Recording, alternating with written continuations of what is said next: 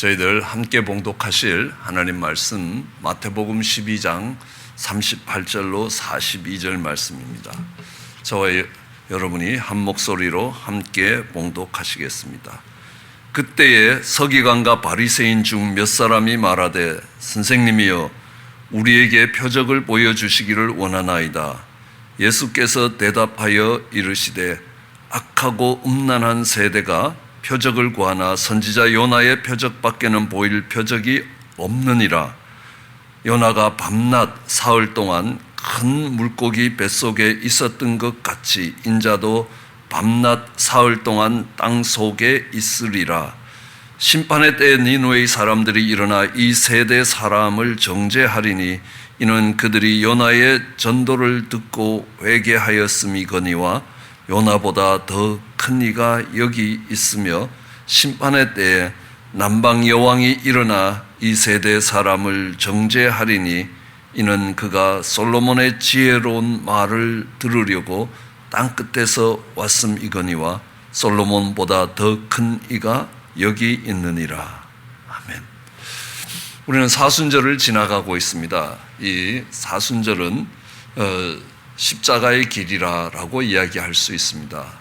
사순절은 부활절 앞 40일을 의미합니다. 그러므로 십자가의 끝에 우리가 부활이 있다는 것을 알기 때문에 그 부활절 앞에 40일이 십자가로 나아가는 길이라. 그래서 우리는 십자가의 의미들을 묵상하는 시간들을 갖고 있습니다. 오늘 우리는 십자가라는 말을 쓰기도 하지만 직접적으로 십자가라는 단어를 사용하지는 않지만 그 의미가 십자가라는 것들을 우리는 알 수 있는 부분들이 여러 곳이 있다는 것들을 이미 배웠습니다. 장자의 직분을 구하는 그 엘리사처럼 그가 구했던 장자의 직분이 바로 십자가의 길이라는 것입니다.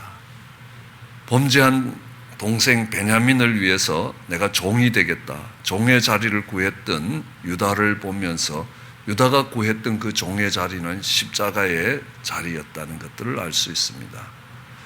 그 십자가 끝에 형제들의 찬송이 되고 그 형제들의 지도자가 되는 부활의 모습이 그곳에 있는 것들을 알 수 있습니다. 왕비였던 에스더가 민족을 위해서 죽음의 자리를 구했습니다. 그 죽음의 자리가 바로 십자가라는 것 알고 있습니다. 갈렙이 산지를 구했습니다. 그 산지가 십자가라는 걸 알 수 있습니다. 아브라함이 그 아들 이삭을 데리고 모리아산에 올라가서 번제로 드렸습니다. 그 모리아산이 십자가였음을 알 수 있습니다. 모리아는 하나님의 꿈이라는 의미를 갖고 있고 후일에 하나님이 그 자리에 성전을 세우시고 죄악된 그 백성들을 용서하는 일을 하시는 것입니다. 그리고 그 예루살렘에 바로 예수님의 십자가가 세워진다는 것들을 알 수 있습니다. 오늘은 주님이 말씀하신 것처럼 주님이 보여주시는 이 요나의 표적은 요나를 통해서 보여주시는 이 사인, 이 표적은 바로 십자가라는 것들을 알 수 있습니다. 표적을 보여달라라고 이야기하는 바리새인들에게 예수님이 말씀하십니다. 내가 이제 보여줄 표적이 요나의 표적밖에 없다라고 이야기합니다. 예수님이 보여주시지 않은 게 아니라는 겁니다. 그 앞 22절부터 보면 귀신들이 쫓겨나고 눈 멀고 벙어리 된 귀신이 고침을 받는 것이고 또 예수님의 사역에서 많은 사람들이 병이 낫기도 한다는 겁니다. 그런데 그거 갖고 아니라는 겁니다. 더 큰 표적을 보여달라는 겁니다. 그랬을 때 내가 보여줄 표적이 요나의 표적밖에 없다. 그 요나의 표적은 뭐냐면 요나가 밤낮 사흘 동안 큰 물고기 뱃속에 있었던 것 같이 인자도 밤낮 사흘 동안 땅 속에 있을 것이다. 땅속이라는 것이 무덤 아니겠습니까? 무덤에 3일 동안 거하고 다시 살아날 것이다 라는 겁니다. 내가 보여줄 수 있는 표적이 요나의 표적밖에 없다. 그렇다면 요나가 밤낮 3일 동안 이 물고기 뱃속에 있었던 그 시간들은 십자가의 시간이라는 겁니다. 그 사망의 시간에서 그 사망을 깨고 일어나는 이 부분들을 우리는 십자가로 보고 있습니다. 우리는 이것을 십자가로 볼 수 있는 또 다른 중요한 이유가 하나 있습니다. 우리는 요셉의 삶을 살펴보면 요셉의 삶은 예수 그리스도의 삶과 정확하게 동일하다는 것들을 알 수 있습니다. 왜냐하면 요셉은 아버지의 사랑받는 아들이었습니다. 러블리 선이었습니다.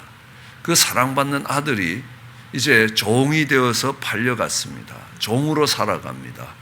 종으로 살아가다가 죄 없이 감옥에 가서 3년 동안 감옥 생활을 하게 되는 겁니다. 그리고 감옥에서 나와서 온 땅을 다스리는 통치자가 되는 그의 삶을 요약하면 그렇게 4개의 단계로 요약할 수 있을 것입니다. 예수님이 하느님의 사랑받는 독생자로서 이 땅에 종의 형체를 띠고 이 땅에 왔다는 겁니다. 마치 호랑나비가 다시 애벌레가 되는 것처럼 시간과 공간의 자유로운 세계에서 시간과 공간의 제약을 받는 그것을 빌립보서는 종의 형체를 띠고 이 땅에 왔다는 겁니다. 모든 것들이 자유로웠던 그 속에서 그 모든 자유로움이 구속되는 상태이기 때문에 그것을 종의 형체라고 이야기합니다.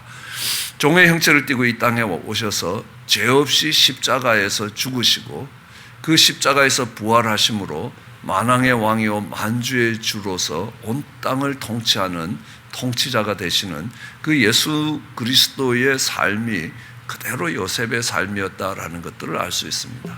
그러면 예수 그리스도의 삶 가운데서 예수님이 지셨던 십자가의 부분에 해당하는 것이 바로 요셉의 감옥이라는 것입니다. 그 요셉의 감옥을 통해서 정말 많은 구원의 사건들이 일어나고 있다는 것들을 우리는 너무너무 잘 알고 있습니다. 그와 같이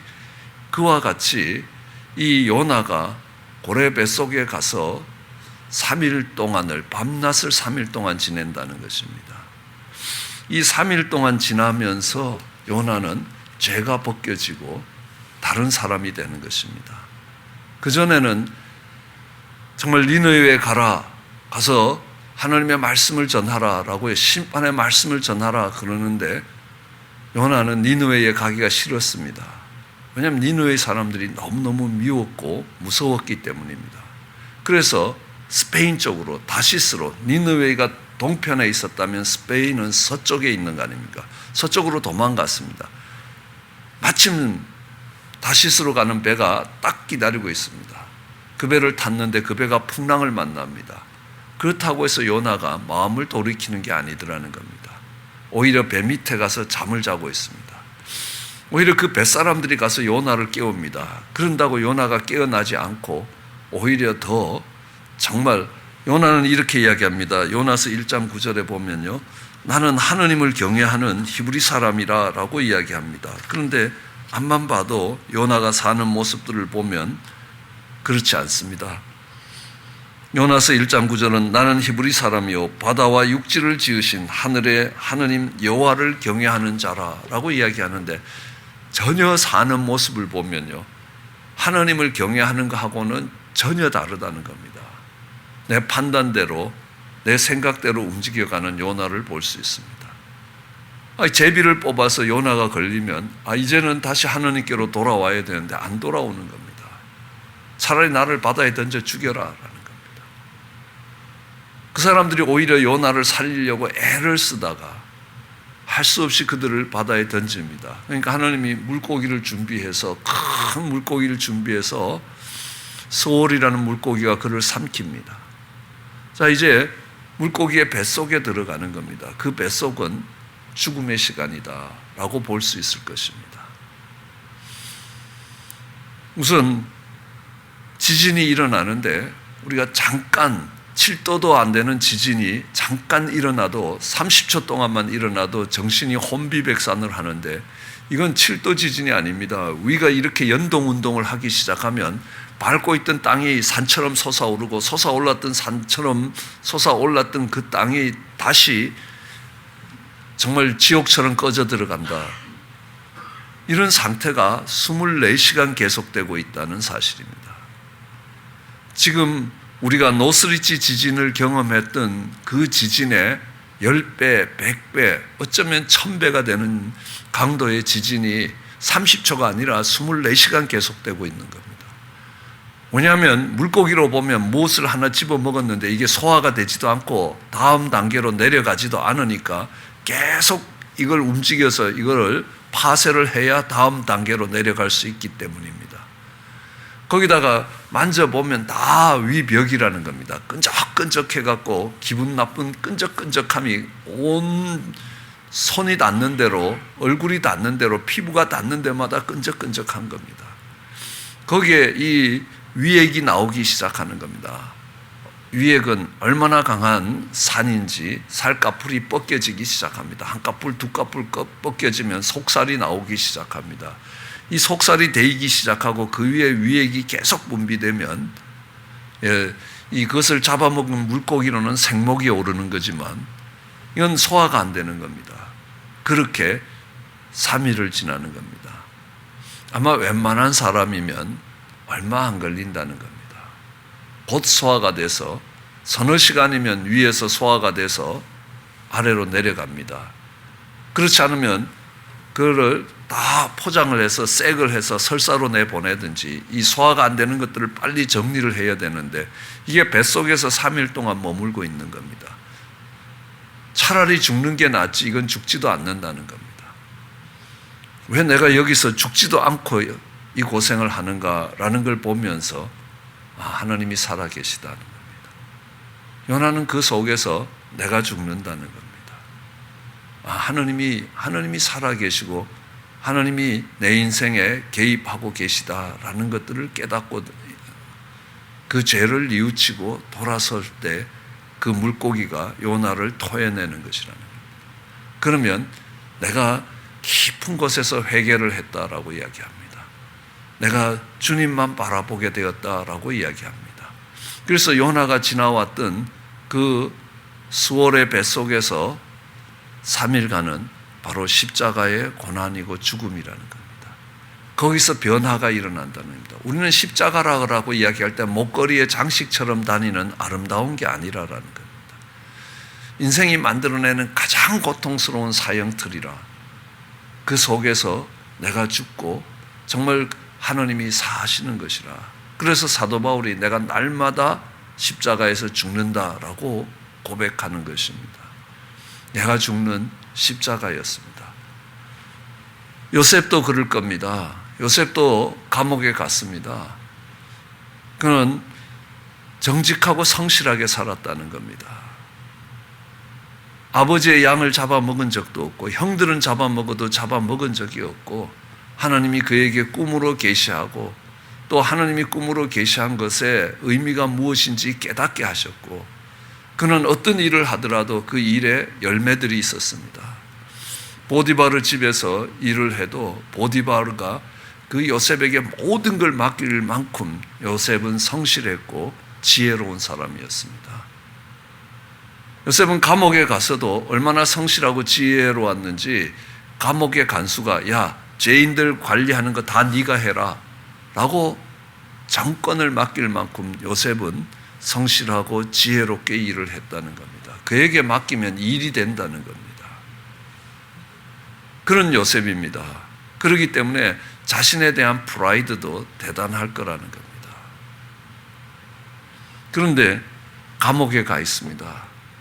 평생 이렇게 살다가 죽어야 된다는 겁니다. 너무너무 깊은 좌절이 찾아오게 될 것입니다. 참 고통스러웠을 것입니다. 그런데 그곳에서 요셉은 자아가 깨어지는 겁니다. 하나님만을 바라볼 수밖에 없는 사람이 되는 겁니다. 이 땅에 소망이 없다. 이 땅에 하나님밖에 의뢰할 것이 없다는 것들을 배우는 것입니다. 우리는 코로나 바이러스로 굉장히 어려운 시간을 지나가면서 우리가 배울 수 있는 교훈이 있습니다. 내가 이 땅에 아무리 많은 걸 쌓아놓아도 그게 별로 의미가 없다라고 깨닫게 되는 것입니다. 우리는 이 중세에 흑사병이 돌았던 것들을 알 수 있습니다. 흑사병이 유럽 대륙을 돌았을 때에 유럽 대륙에서 작게는 2,500만 명, 많게는 5천만 명이 죽었습니다. 인구의 처음 흑사병이 돌 때에 4분의 1이 죽었습니다. 그러다가 이 흑사병은 10년 주기로 3, 40년 동안 계속 왔습니다. 그러면서 유럽 인구의 반이 죽었습니다. 둘 중에 한 사람이 죽었습니다. 자식 둘 중에 하나는 죽고 부부 둘 중에 하나는 죽었다는 겁니다. 그렇게 되니까요, 그 사람들이 이 땅에 사는 게 의미가 없습니다. 이 땅에 내가 가진 게 아무 소용이 없습니다. 한순간에 죽더라는 겁니다. 지금도 무너지는 것은요, 이 질환이 오면 거의 죽는 사람들이 일주일이 걸린다는 겁니다. 일주일이면 인생이 끝난다는 겁니다. 그런데 그것도요, 둘 중에 한 사람이 죽는다는 겁니다. 그럼 내가 가진 게 무슨 의미가 있겠느냐? 그러면서 그들은 많은 헌금을 하기 시작하는 겁니다. 그것이 르네상스의 씨앗이 됐다라고 이야기합니다. 이 땅에 소망이 없음을 발견하는 겁니다. 역사 속에서도 그리 되었습니다. 우리는 우리를 지킬 수 있는 근거들이 별로 없다는 것들을 알 수 있습니다.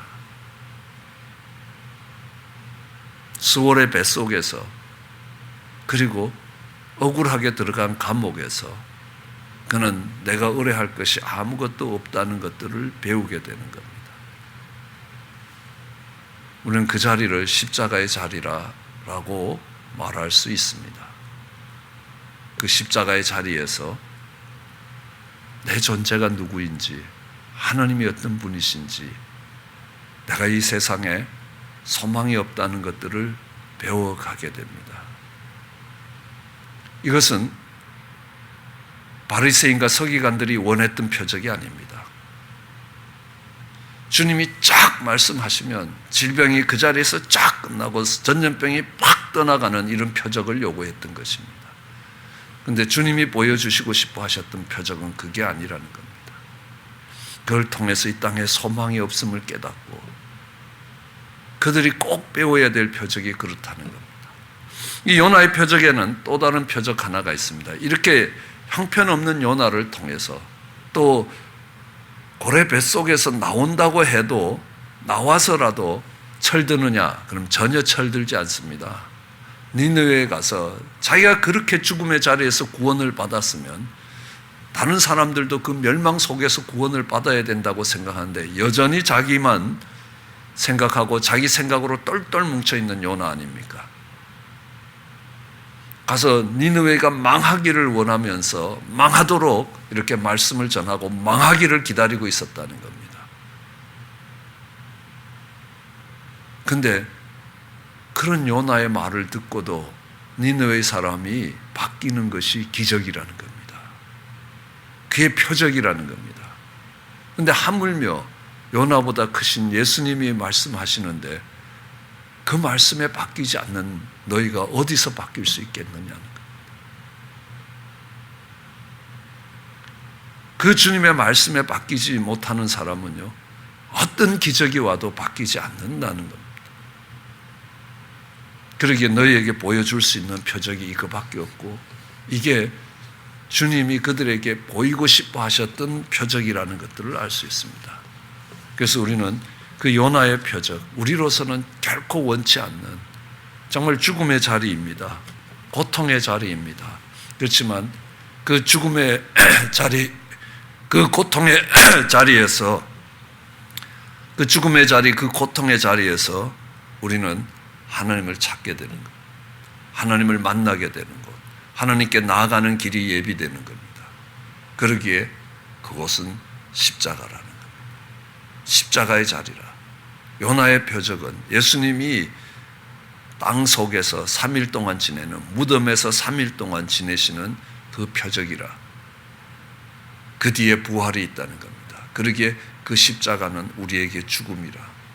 그러므로 요나의 표적입니다. 요나의 표적은 십자가라는 겁니다. 내가 험한 십자가 지고 간다는 의미가 무엇인지 다시 한번 깨달아지는 귀한 시간 되기를 주의 이름으로 축원합니다. 기도하시겠습니다.